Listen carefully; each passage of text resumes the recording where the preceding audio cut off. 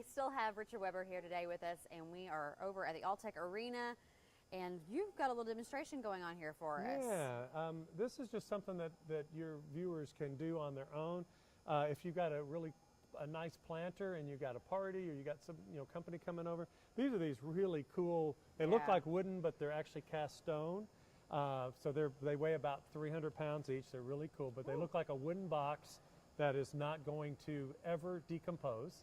But we are trying to get together this little garden show, and one of the things that we're using are some fresh cut pussy willow branches. We're going to be actually doing two different things with this because we're using them for display, but anytime you can put fresh cut pussy willows into a vase, they're going to root, and we're going to take those rooted cuttings and plant them either right out into your garden, or we'll put them into pots and grow them on and be able to sell little pussy willow trees.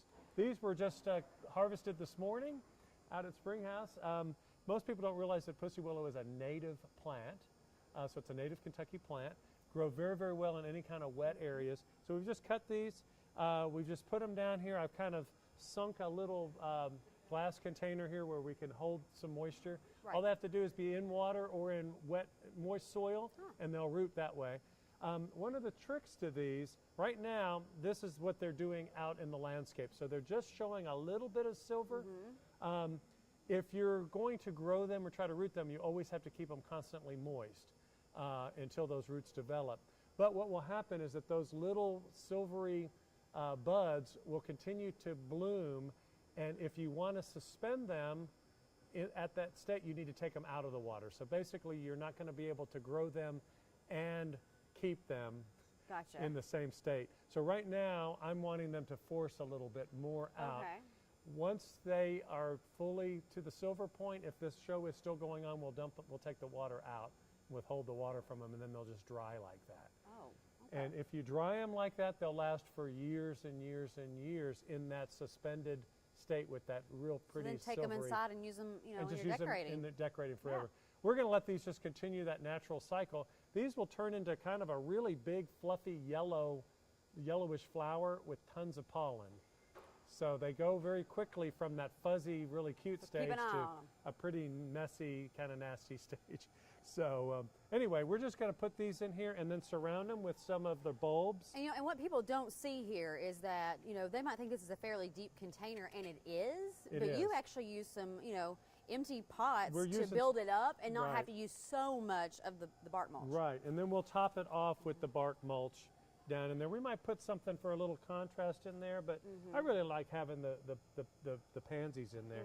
And this will look really good for the next 3 to 4 weeks.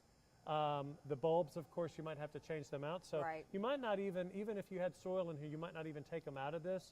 You might just kind of fill in around it and then switch those out with other annuals or other bulbs at your front entrance. So it's a really neat way to do it without really taking much time or much energy. And then, of course, you can always replant them.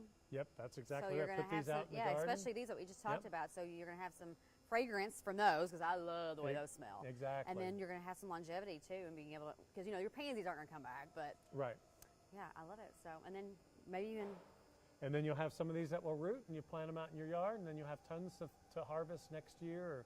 It's taken this one about 5 years to get to the point where we could cut all these off of it, but it's definitely worth it. All right. Well, if people have questions for you, let's remind them also when the garden center is open. The garden center is going to be open 6 days a week right now, Monday through Saturday from 9 until 5. We're located out Harrodsburg Road.